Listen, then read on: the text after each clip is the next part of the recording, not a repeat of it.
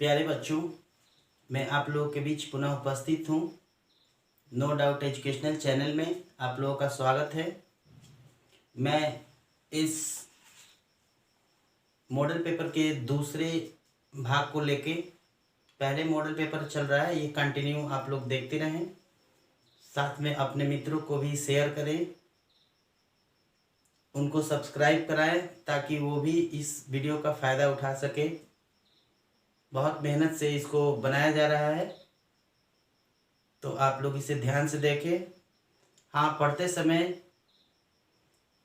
कि कॉपी कलम के साथ बैठे ताकि कोई इम्पोर्टेंट चीज़ है तो इसमें से हम नोट कर सकें।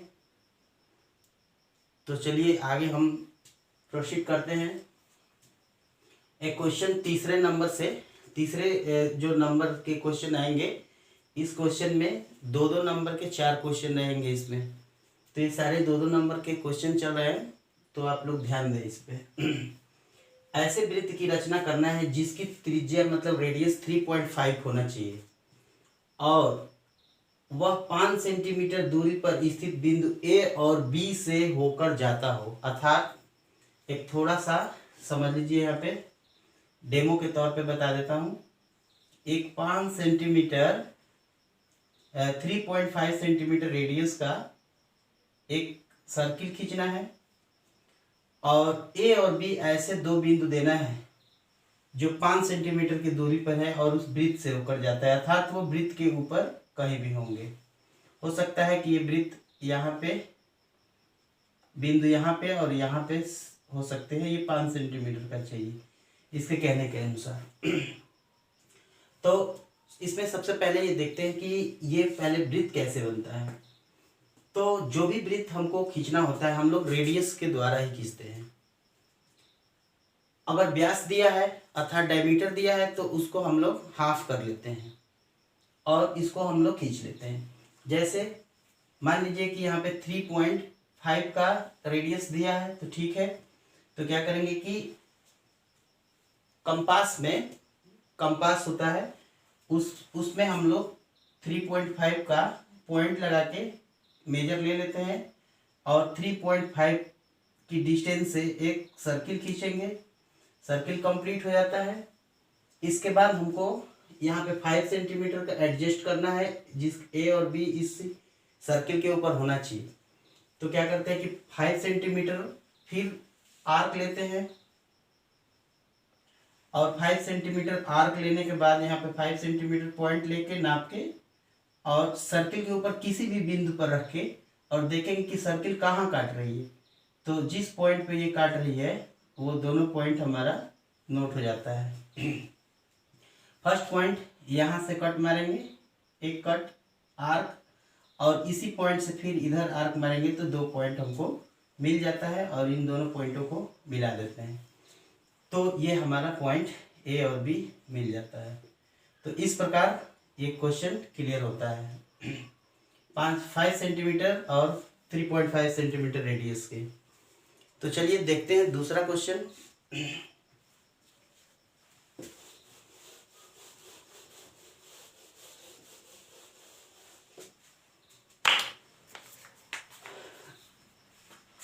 दूसरे क्वेश्चन में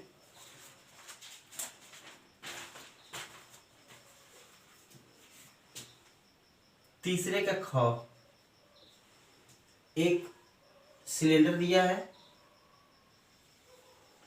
सिलेंडर के अंदर ये दो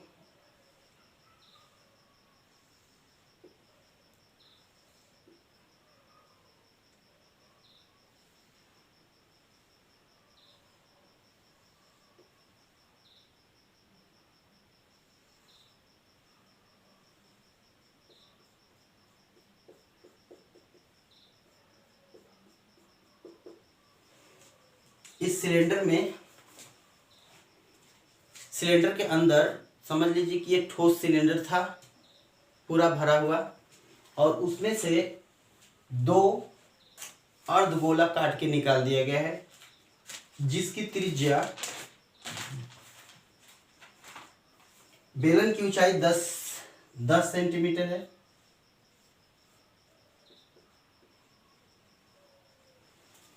और इसकी त्रिज्या 3.5 सेंटीमीटर है। तो यहाँ पे सेंटर लेके और रेडियस कर रहे हैं तो 3.5। ध्यान देना है कि यहाँ पे जो सिलेंडर का रेडियस है वही रेडियस इस अर्धगोले का है। तो कह रहा है कि वस्तु के संपूर्ण पृष्ठ क्षेत्रफल ज्ञात कीजिए, मतलब टोटल सरफेस एरिया निकालना है। क्या निकालना है? Total surface area of cylinder, मतलब कि इसका टीएसए निकालना है, टोटल सरफेस एरिया। तो ध्यान दीजिए, टोटल सरफेस एरिया निकालने के लिए हमें सबसे पहले यहाँ पे सोचेंगे कि अगर सपोज करेंगे, फिगर को हम लोग सपोज करते हैं क्योंकि फिगर हमारे पास केवल होता है, कोई प्रैक्टिकल नहीं होता है। तो सोचेंगे कि अगर कोई ठोस बेलन के अंदर से कटोरा के आकार का, मतलब अर्धगोले के आकार का कोई चीज काट लिया जाता है, तो इसका ये जो सतह है ऊपर और नीचे का, अगर हमको उसमें पॉलिश मारना है तो कहाँ कहाँ मारेंगे, यही हमारा टोटल सरफेस एरिया बताएगा कहाँ कहाँ पॉलिश मारना है। तो पॉलिश मारेंगे जब यहाँ पे, ये इसके कर्व सरफेस पे, किसके? सिलेंडर के कर्व सरफेस पे, और अंदर के पॉलिश मारेंगे, इसका और इसका। अर्थात अगर मैं सिलेंडर के कर्व सरफेस एरिया तथा दो जो हेमिस्फीयर है, अर्धगोला है, उसका अंदर का सरफेस एरिया निकालकर जोड़ दूं तो हमें टोटल सरफेस एरिया अर्थात सभी जगह पॉलिश हो जाता है। तो total surface area of the cylinder या फिगर जो भी है इसके अंदर इज इक्वल टू 2πRH। ये किसका है? तो ये सिलेंडर का वक्रपृष्ठ है, कर्व सरफेस एरिया, और इसके अंदर और ये अंदर दोनों मिला के, एक तरह से समझेंगे तो दोनों मिला के, ये दोनों हाफ मिला के एक फूल गोला बनता है। तो फूल गोले का वक्रपृष्ठ निकाल लीजिए या अर्ध गोले का वक्रपृष्ठ को दोगुना कर लीजिए, बात एक ही हुआ। तो यहाँ पे हम लिखेंगे पूरे गोले का वक्रपृष्ठ अर्थात 4πr²।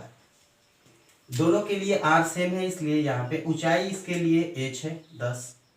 तो यह हो जाएगा 2 इंटू 22/7 इंटू r के जगह पे 3.5 इंटू h की जगह पे 10, इसके लिए हो गया, प्लस 4 इंटू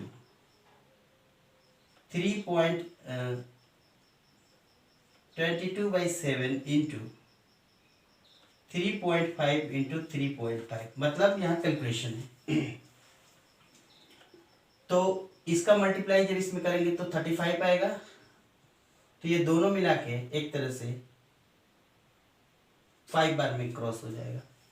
इसके बाद 5 2 10, 220 प्लस यहाँ पे 7.5 बार में कटता है, और उसके बाद ये इसका मल्टीप्लाई कर देंगे तो ये आ जाएगा 2, और इसका हो जाएगा 22 इंटू 3.5। तो इसको ये भी लिख सकते हैं 220 plus 3.5 multiply 2 is equal to 7 into 22 is equal to 220 plus 154 374 centimetre square प्राप्त होता है। तो बेसिक चीज़ें जो है हमें जानने की ज़रूरत है। इस टाइप के अभी और भी सवाल आएंगे, उस पर हम ध्यानपूर्वक आप लोग देखते रहिए किस टाइप के क्वेश्चन को कैसे क्लियर करना है। फार्मूले सेम रहते हैं, बस केवल ध्यान ये लगाना है कि ये जो क्वेश्चन है वो किस प्रकार से सॉल्व किए जाए। तो चलिए नेक्स्ट देखते हैं।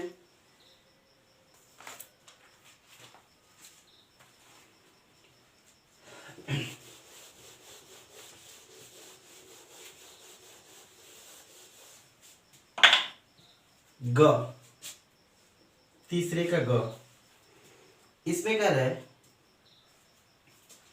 कि किसी वृत्ताकार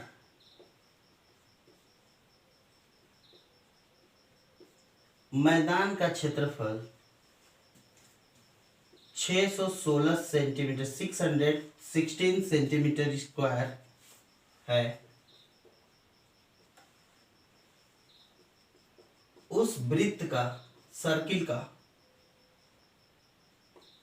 परिधि ज्ञात कीजिए। परिधि का मतलब सर्कमफेरेंस ज्ञात कीजिए, फाइंड आउट कीजिए।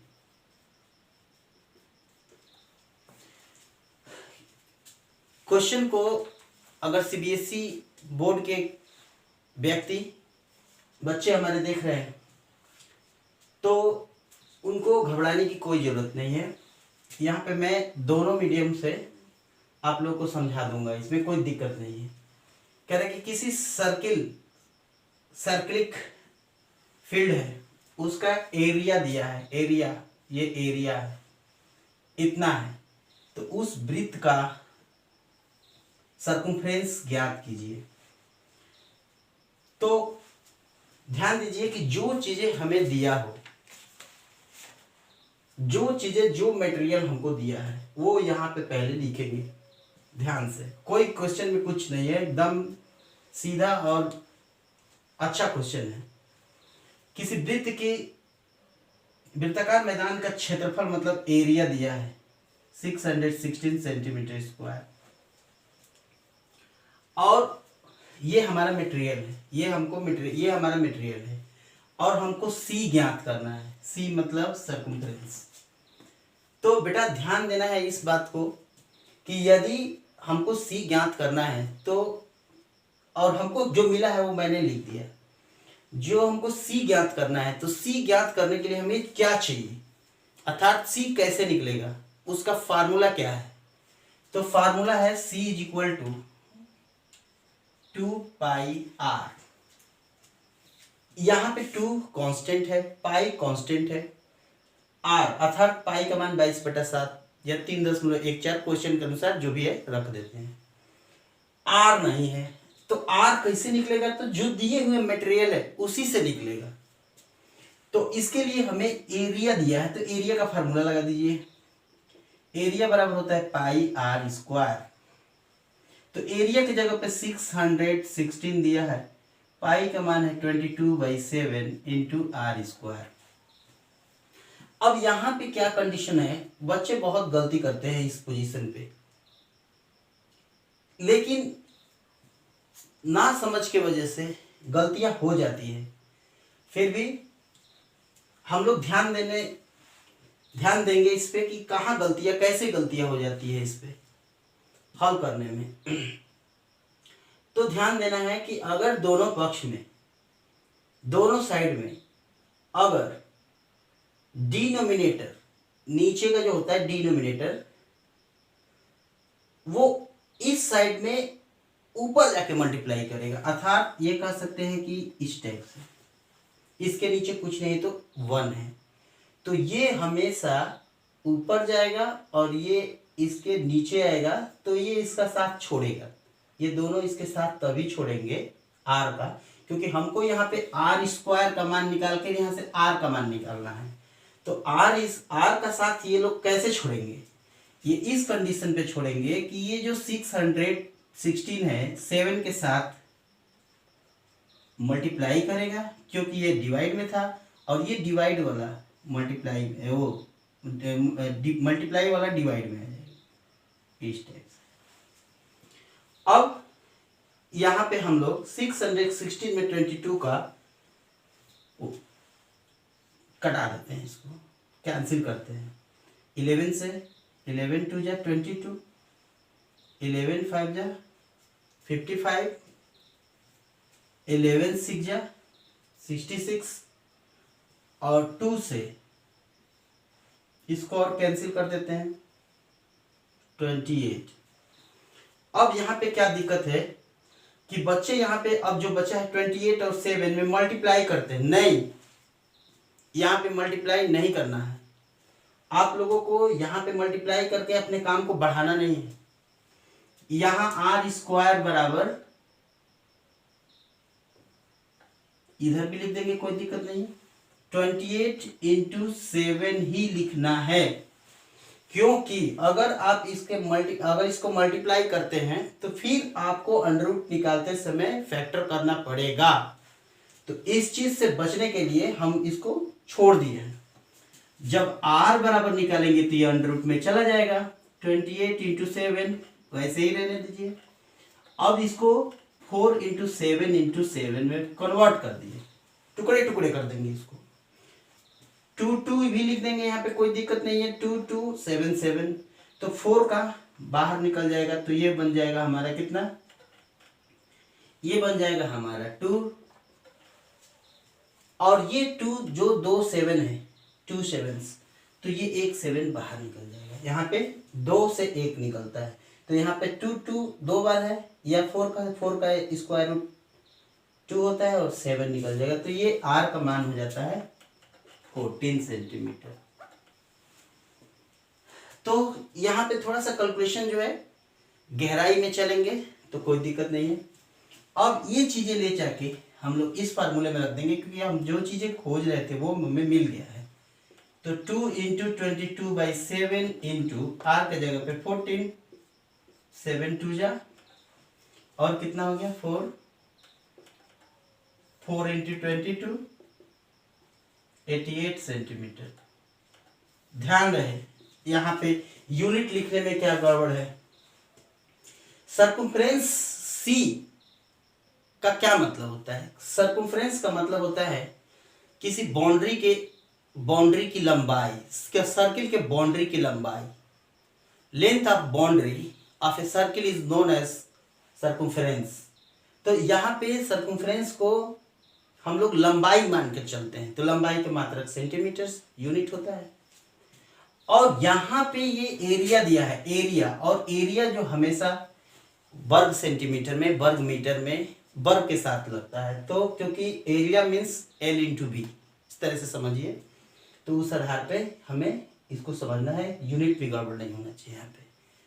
तो इस प्रकार ये बहुत ही इंपॉर्टेंट सवाल था। चलिए अगले क्वेश्चन की तरफ मूव करते हैं।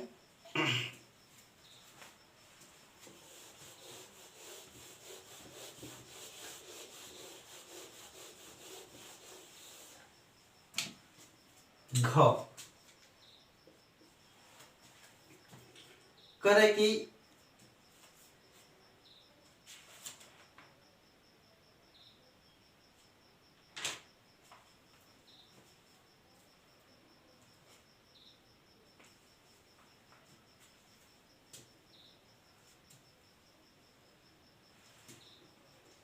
थ्री काट a इज इक्वल टू 4 दिया है, 1 minus tan square a by 1 plus tan square a is equal to cos square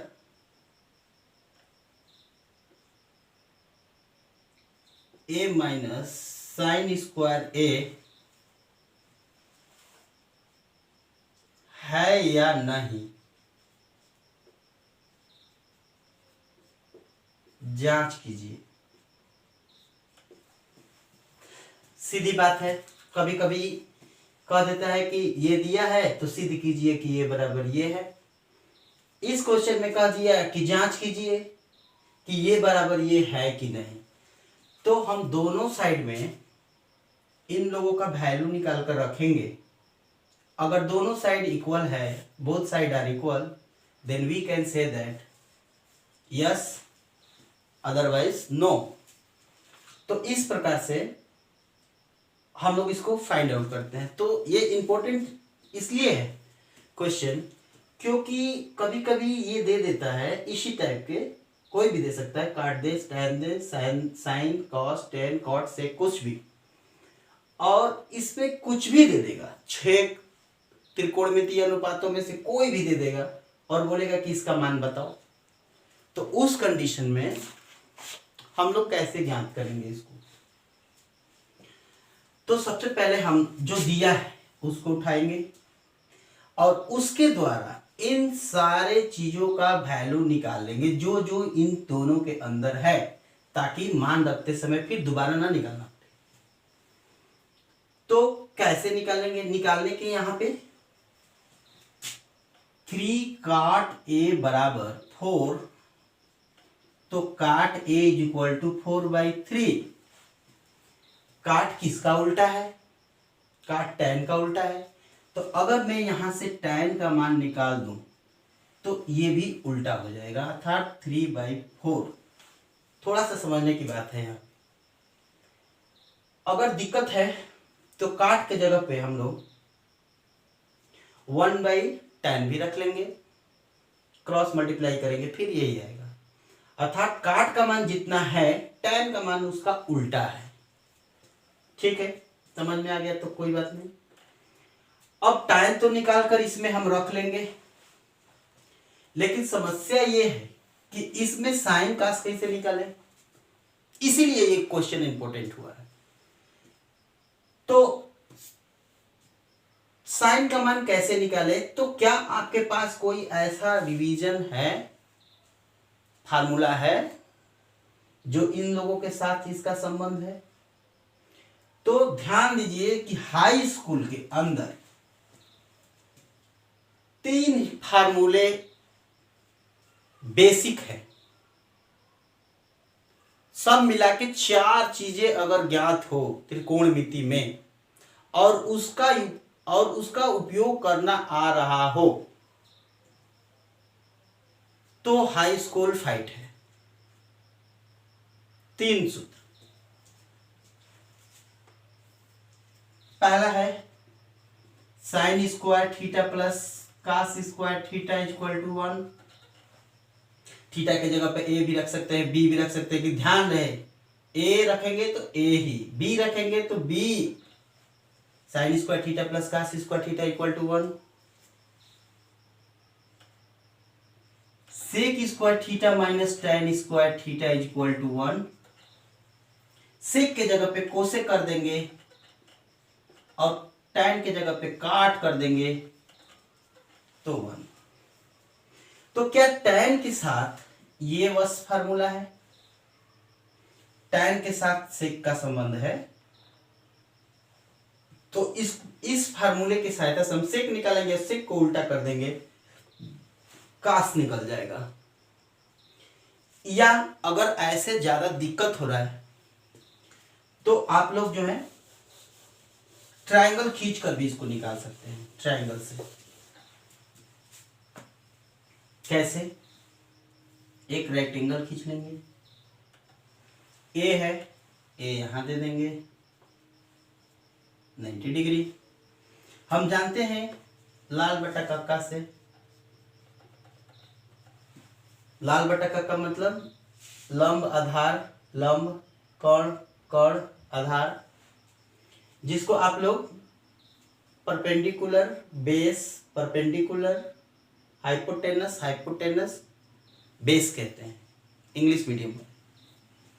तो उसके आधार पर tan थीटा साइन कास tan थीटा बराबर लंब बाई आधार अर्थात परपेंडिकुलर बाई बेस। तो परपेंडिकुलर इसका 3, इस एंगल के लिए परपेंडिकुलर ये और बेस ये। अब इसके आधार पर पाइथागोरस प्रमेय से हम लोग AC निकाल लेंगे। AC square equal to BC square plus AB square से, तो 3 square plus 4 square is equal to 9 plus 16 25। तो AC is equal to √25 that's equal to 5 centimetre. बस ये बेसिक आप लोगों को कंसेप्ट क्लियर होना चाहिए, हाई स्कूल में पास होना है तो बेसिक कंसेप्ट क्लियर होना चाहिए, चाहे इंग्लिश मीडियम हो या हिंदी मीडियम हो, कोई भी। तो चलिए आगे बढ़ते हैं। अब हमको क्या निकालना है उसके आधार पर यहाँ निकाल लीजिए। tan का तो मान हमको पता हो ही गया है 3/4, बच गया कास ए बराबर cos equal to a/k base by hypotenuse. तो base 4 hypotenuse 5 sine A equal to l/k perpendicular by hypotenuse लंब बटा कर्ण। तो उसके आधार पर लंब 3 और कर्ण 5, सारे मान निकल गया। ये विधि भी ठीक है, फार्मूले की सहायता से भी आप लोग निकाल सकते हैं। अब ये दोनों मान उठा के LHS RHS में रख देंगे, देखेंगे कि ये इक्वल है कि नहीं है। तो यहां से मैं इसको मिटा रहा हूं, आप लोग नोट करते रहिए, साथ साथ एकदम नोट करते रहिए।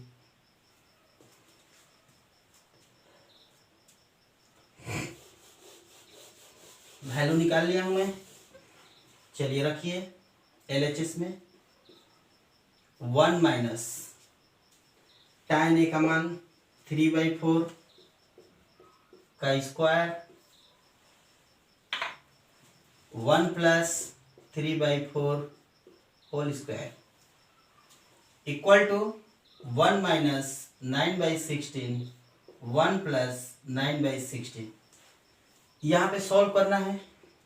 16 into 1 16 minus 9 equal to 7/16। 16 plus 9 equal to 25/16 base से बेस कैप इक्वल टू आ गया 7/25। अब चलिए दूसरे की तरफ RHS की तरफ, यहां से मिटाता हूं।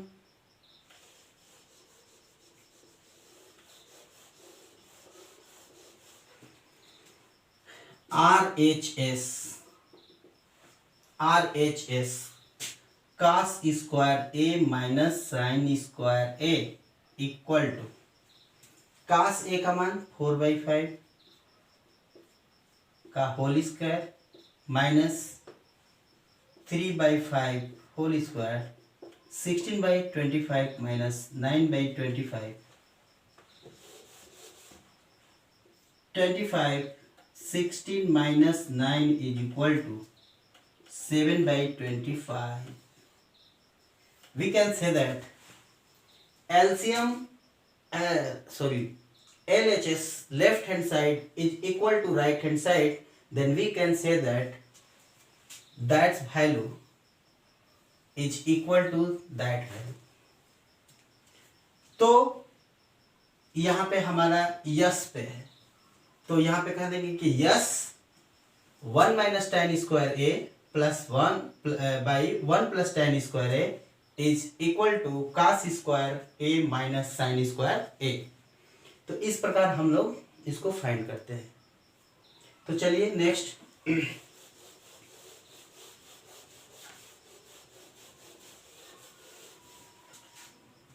अब चौथे क्वेश्चन की तरफ मूव करते हैं।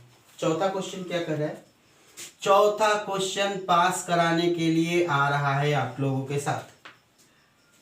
चौथा क्वेश्चन बहुत इंपॉर्टेंट है। जितने भी मैं क्वेश्चन देख रहा हूं चौथे में एकदम वीआईपी क्वेश्चन है। तो आप लोग इस वीडियो को पूरा अंत तक देखिए और साथ साथ में कॉपी कलम हाथ में लेके, नहीं तो इस वीडियो देखने से कोई फायदा नहीं है। तो चलिए देखते हैं। कह रहा है कि गुणनखंड विधि द्वारा, इंग्लिश मीडियम हो या हिंदी मीडियम कोई दिक्कत नहीं है।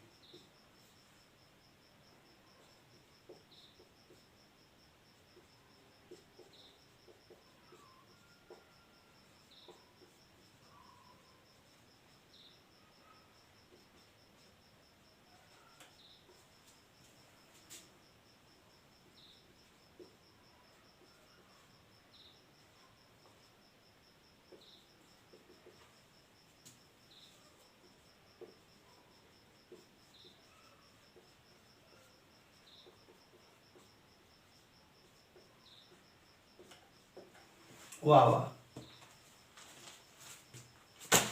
क्या क्वेश्चन है।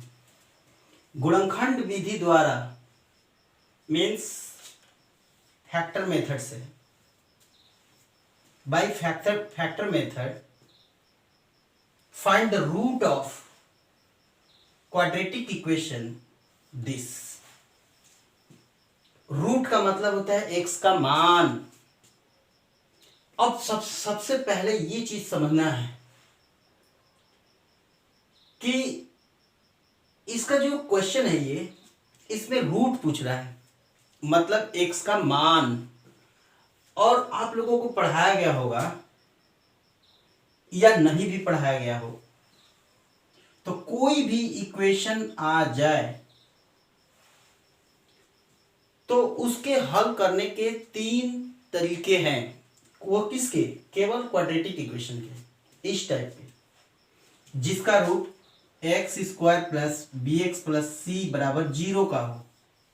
इस रूप का अगर हो तो इसके हल करने के 3 कंडीशन है। उसी में से एक कंडीशन है गुणनखंड विधि द्वारा, एक होता है पूर्ण वर्ग बनाकर बाय मेकिंग स्क्वायर, तीसरा विधि है यूजिंग फार्मूला, श्रीधराचार्य के फार्मूले से। 3 प्रकार से तो हमको गुणनखंड विधि से निकालना है, अर्थात मिडिल टर्म फैक्टर से करना है। ये बातें ध्यान में रखना है कि अगर ये चीजें नहीं दिया होता तो आप इक्वेटिक इसका द्विघात समीकरण क्वाड्रेटिक इक्वेशन का किसी भी विधि से निकाल सकते थे, लेकिन जब ये कंडीशन दे दिया है तो आप लोग इसी विधि का इस्तेमाल करेंगे। तो देखिए, अब बच्चे जो हैं ये क्यों दिया है ऐसे, इसलिए कि ये बच्चे जो हैं इसमें उलझेंगे। कैसे उलझेंगे? पहले तो पढ़े थे सीधे सीधे, अब आ गया उल्टा अंडर रूट के फंक्शन, और ये बच्चे फाइट करने से डरते हैं। तो आज इसका डर ही समाप्त कर देता हूं, आज इसका डर समाप्त कर दूंगा मैं। जो भी बच्चे इस टाइप के क्वेश्चन से डरते हैं अंडर रूट से, तो अंडर रूट का तो मैं एक वीडियो बनाकर ऐसा चिथड़ा करूंगा कि कोई बच्चा इससे डरेगा नहीं, मेरे वीडियो पे जो है। लेकिन स्पेशल क्वेश्चन आया है, स्पेशल हमारा ये अंडर रूट का वीडियो नहीं है, तो चलिए देखते हैं। इस टाइप के क्वेश्चन में जब ये क्वाड्रेटिक इक्वेशन इस रूप में होता है तब क्या करते हैं कि a और c में मल्टीप्लाई कर देते हैं, अर्थात 3 और 2 का मल्टीप्लाई कर देंगे, 3 2 जा आएगा 6। अब 6 को इस टाइप से तोड़ते हैं कि 2 अंडर रूट 6 आ जाए। 6 को इस प्रकार तोड़ते हैं कि ये 2 अंडर रूट 6 जोड़ने या घटाने पर आए। अब यहां पे लफड़ा है कि ये कैसे आए, तो मैंने कहा कि अंडर रूट 6 को इस टाइप से लिखिए आप लोग, under root 6 into under root 6, जब मल्टीप्लाई करेगा तो वो बन जाएगा 6। ये आ गया, जोड़ेंगे प्लस करेंगे तो अंडर रूट 6 1 अंडर रूट 6 और 1 अंडर रूट 6 को जब हम लोग जोड़ेंगे तो 2 अंडर रूट 6 होगा। ये दोनों कंडीशन को फॉलो कर रहा है, और बेसिक आप लोग इसको समझ लीजिए तरीके से। तो इसका क्या मतलब होता है कि इन दोनों का मल्टीप्लाई जितना आएगा उस मल्टीप्लाई को इस प्रकार फैक्टर करेंगे, इस प्रकार तोड़ेंगे ताकि प्लस करके मिडिल आ जाए या माइनस करके आ जाए। दोनों कंडीशन में ऐसा क्वेश्चन आएगा तो फिर एक बार मैं समझाऊंगा, है ना। तो ये हमारा आ गया है अंडर रूट 1 अंडर रूट 6 और 1 अंडर रूट 6 लिखे, और चाहे केवल अंडर रूट 6 लिखे, ये 2 अंडर रूट 6 हो जाएगा। तो यहाँ पे लिखेंगे 3x² minus under root 6x minus √6x। क्यों माइनस? क्योंकि ये दोनों माइनस जब रहेंगे ना, एक जाति के एक चिन्ह वाले प्लस होते हैं, जुड़ते हैं, भले ही उसका चिन्ह कुछ भी हो।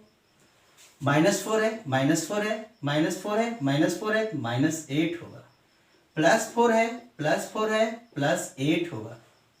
-6 है, +4 है, अलग अलग जाति के अलग अलग चिन्ह के सब्ट्रैक्ट होंगे। सब्ट्रैक्ट किस प्रकार होंगे? 6 - 4 2, बट बड़ा वाला साइन लगेगा यहाँ पे, बड़ा वाला जो नंबर है उसका साइन यहाँ पे लगेगा। तो इस टाइप से होता है। इसकी बेसिक चीजें हैं, क्लास 6-5 में पढ़ाया गया होगा। अब इसको देखते हैं।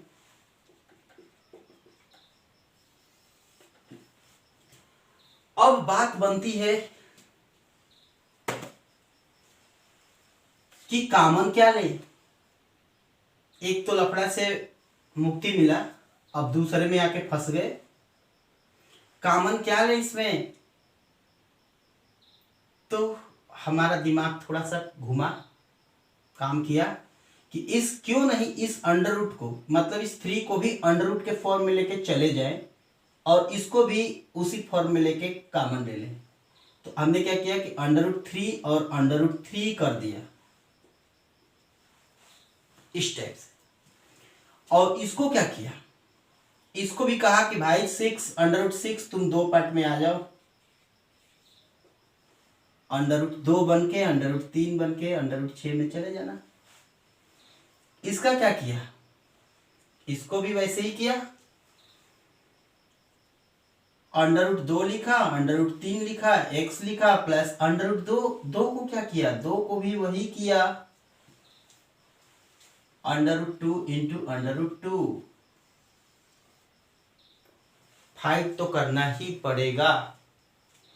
अब कॉमन लीजिए, √3, देखिए इसमें √3 दोनों साइड में है। x², यहाँ पे देखिए x छूट गया है, x² और x बाहर कीजिए। जब √3 और एक x निकल जाएगा तो बचेगा क्या, √3 और एक x, माइनस √3 और x निकल जाएगा तो क्या बचेगा, √2, माइनस इसमें √2 है, इसमें भी √2 है, और कुछ नहीं दिखाई दे रहा है मुझे दोनों साइड में। ब्रैकेट बनाया, √2 से √2 कैंसिल हो गया तो क्या बचा, √3x। अब यहां पे क्या गड़बड़ होता है कि जब हम यहां पे कोई माइनस देख ले और उसको ब्रैकेट के पहले कॉमन ले लिया जाए तो आगे का चिन्ह जो है ऑटोमेटिकली चेंज हो जाएगा। Sign will be change when before the bracket is minus. लेकिन प्लस के कंडीशन में नहीं चेंज होगा। अगर यहाँ पे प्लस लिखेंगे तो नहीं चेंज होगा, लेकिन माइनस जो ही ब्रैकेट के बाहर निकालेंगे तो आगे ब्रैकेट वाले के सारे के चिन्ह चेंज हो जाएंगे ऑटोमेटिकली। तो ये √2 √3x माइनस, देखिए √2 बाहर निकल गया, √2 बच गया है, इक्वल टू 0।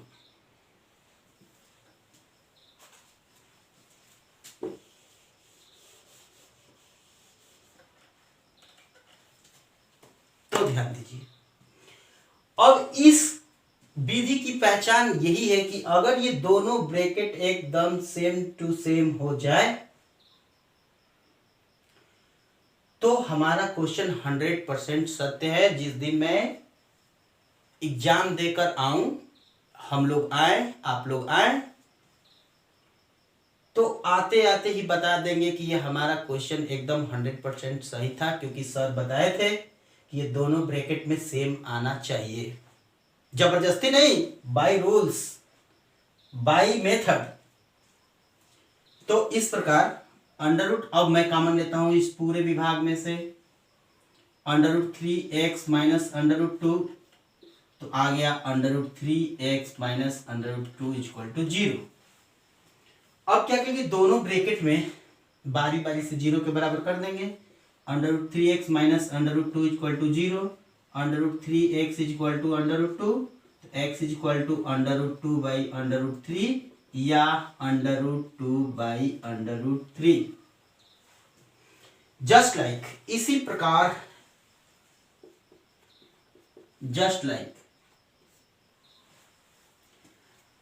प्रकार ये जो क्वेश्चन है, जो इतना था जो है वही तो ये भी है, अर्थात x का वो भी मान 2/√3 ही आएगा टोटली। अर्थात x के दोनों मान, अर्थात x के दोनों मूल रूट, x का दोनों रूट √2/3 ही होगा।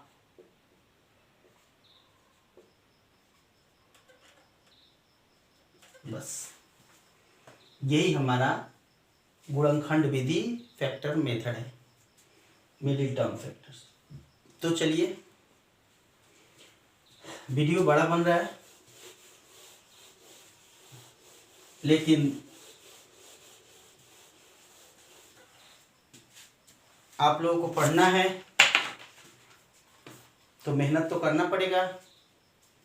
अब एक क्वेश्चन ये भी एक अपने में एक क्वेश्चन है,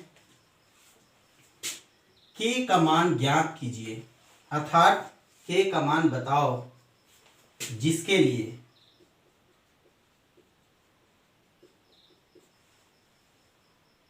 समीकरण निकाय kx + 2y = 5 और 3x + y = 1 के दो कंडीशन दिया है। पहला,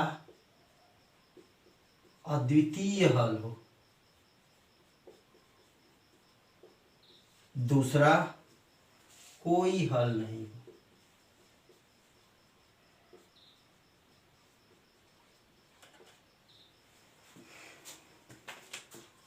इसके पिछले वाले वीडियो में मैंने इस चीज का जिक्र किया था, थोड़ा सा था।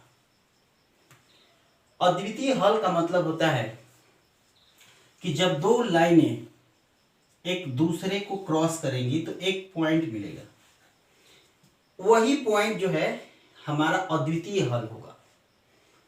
अद्वितीय हल का मतलब होता है कि उसका कोई द्वितीय ना हो, अर्थात दूसरा कोई ना हो, x का और y का मान सेम सेम होना चाहिए, होता है, एक ही होता है। कोई हल नहीं मतलब इस समीकरण को हल ही नहीं किया जा सकता है। ये कंडीशन कब आएगा? जब दोनों इक्वेशन पैरेलल जाते हैं, अर्थात कोई अद्वितीय हल के लिए क्रॉस करेंगे, कोई हल नहीं के लिए पैरेलल होंगे, और तीसरा आता है संपाती। संपाती का मतलब होता है कोइंसिडेंट, एक दूसरे के ऊपर लाई कर देंगे। जैसे देखिए,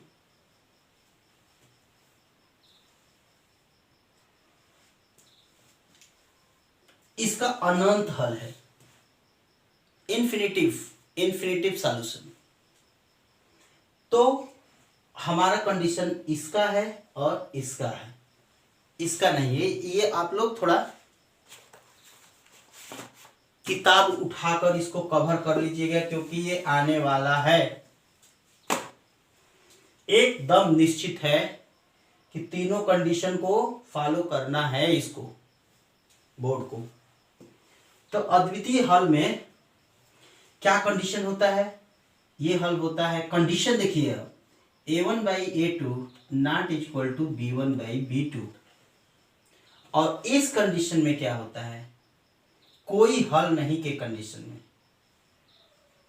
a1/a2 इक्वल टू तो होता है b1/b2 के, but not equal to c1/c2 इस कंडीशन में। और संपाती की स्थिति में ये तीनों बराबर हो जाएंगे। ये बहुत इंपॉर्टेंट बात है। तो हम लोग अद्वितीय हल में ये कंडीशन, कोई हल नहीं है कि कंडीशन ये अप्लाई करेंगे।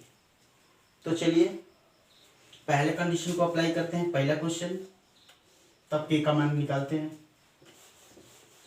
पहला क्वेश्चन के लिए A1 by A2 not equal to B1 by B2। अब यहां से A1 A2 का मान निकाल लीजिए। A1 B1 C1, A2 यहाँ पे कुछ नहीं है तो B2 C2, A1 B1 C1, A2 B2 C2।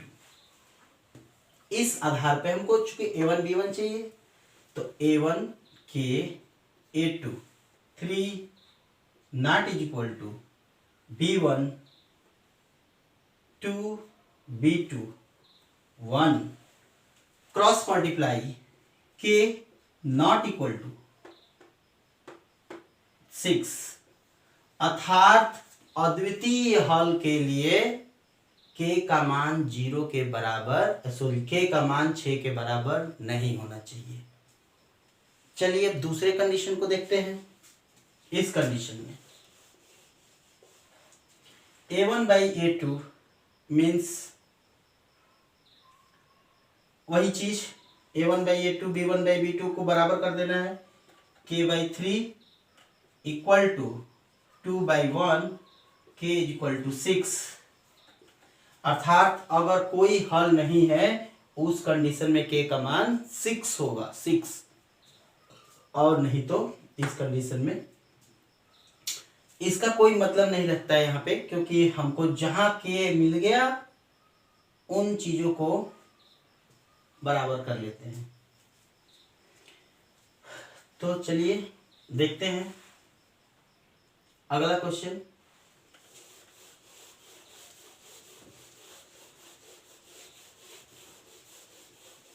ग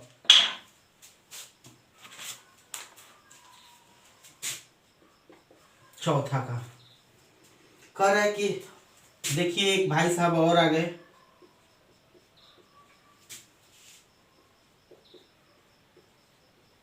पूर्ण वर्ग बनाकर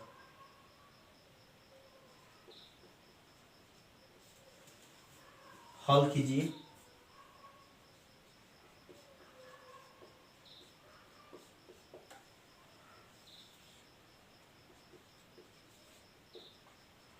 बाय मेकिंग स्क्वायर।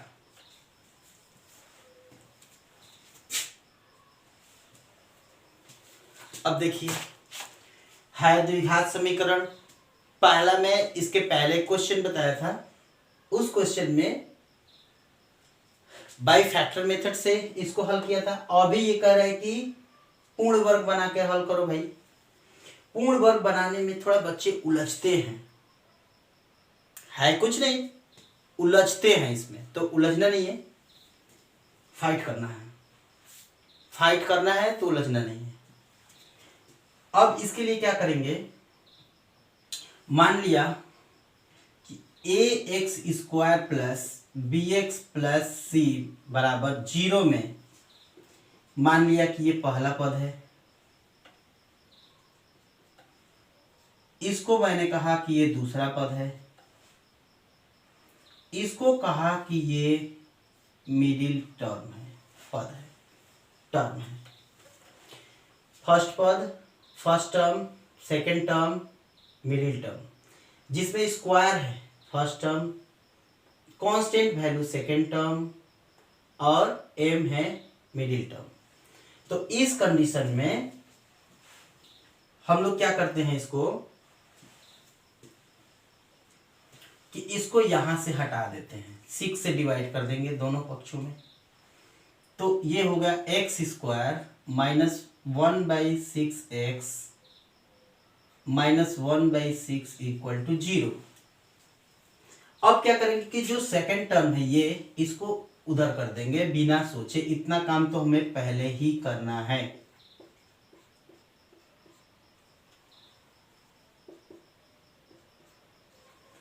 इतना काम करने के बाद क्या करना है, c को ट्रांसफर कर देना है और a और मतलब पहला और मिडिल टर्म को छोड़ के c वाले टर्म को उधर ट्रांसफर कर देना है।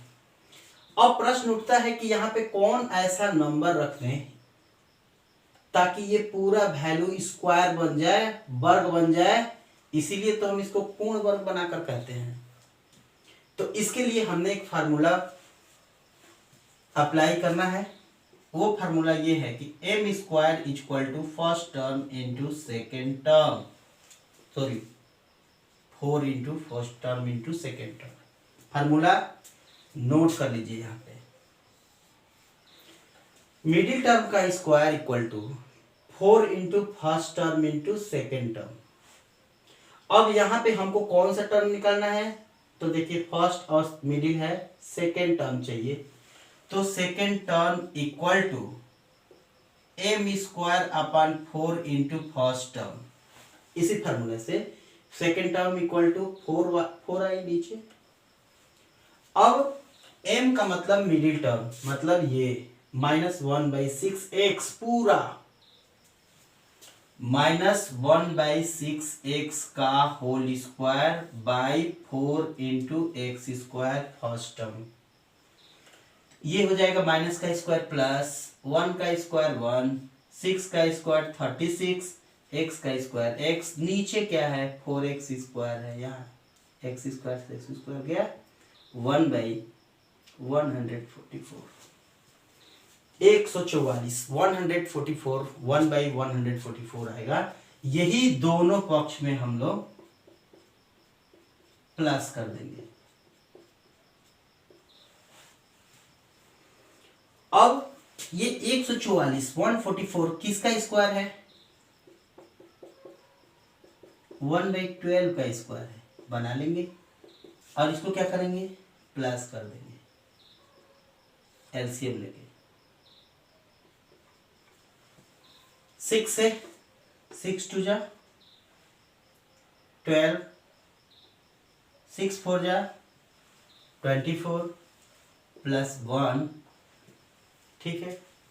अब यहां पे क्या करना है कि आंख बंद करके ए और चिन्ह देख लेंगे। अगर यहां पे प्लस है तो प्लस, अगर माइनस है मिडिल टर्म में तो माइनस, तो ए माइनस, यहां पे माइनस, ए माइनस है 1/12 का स्क्वायर इक्वल टू 25/144। अब जो ही इसको हटाएंगे अर्थात x - 1/12 का वैल्यू निकालेंगे, ये तुरंत अंडर रूट में चला जाएगा। तो x - 1/12 equal to plus minus under root. ध्यान रहे यहाँ पे जब हम लोग इसका स्क्वायर हटाएंगे तो इसके अंदर स्क्वायर के अंदर ये अंडर रूट में जाएगा और उस कंडीशन में दोनों लगेगा, यहाँ पे प्लस माइनस दोनों। तो इस कंडीशन में 25/144 होता है। तो क्रॉस मल्टीप्लाई करके इसको चाहे छोड़ दीजिए इसको और इसको बाहर निकाल दीजिए। 5 25 के लिए 144 के लिए 12। अब एक बार पॉजिटिव साइन लेने पर तो यहाँ पे लिखेंगे पॉजिटिव, टेकिंग पॉजिटिव साइन। तो उस कंडीशन में x - 1/12 इक्वल टू 5/12 होगा, ये इधर जाएगा तो 5/12 प्लस 1/12 होगा, 6/12 होगा। ये कहना नहीं पड़ेगा कैसे हल किया जा रहा है। तो x का मान आ जाएगा 1/2। जस्ट लाइक इसी प्रकार अब एक बार नेगेटिव साइन लेने पे यहाँ पे लिखेंगे टेकिंग नेगेटिव,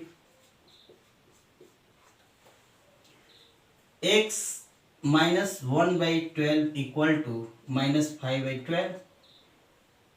तो x इक्वल टू -5/12 और plus 1/12 equal to -4/12 equal to -1/3। तो x का दो value, x equal to 1/2 and x equal to -1/3 is the root of this equation. इस इक्वेशन का हमारा रूट होता है। तो अपनी वीडियो क्वालिटी को इम्प्रूव करते हुए प्रयास किया हूँ। अगर ये वीडियो आप लोगों को अच्छा लगा होगा तो सब्सक्राइब कर लीजिएगा नहीं भी अच्छा लगा होगा तो आप इसको नेग्लेक्ट कर दीजिएगा, कोई बात नहीं। बाकी जो क्वेश्चन है आगे प्रोसीड है, अगला टर्म में आएंगे तो आगे वाले क्वेश्चन को सॉल्व कराएंगे। अभी ये जो क्वेश्चन चल रहा था, क्वेश्चन 3 और 4, ये क्वेश्चन हमारे 2-2 नंबर के थे। अब अगला राउंड में जो 5 नंबर और 6 नंबर और 7 नंबर क्वेश्चन चलेगा, नेक्स्ट टर्म में 3 क्वेश्चन चलेगा।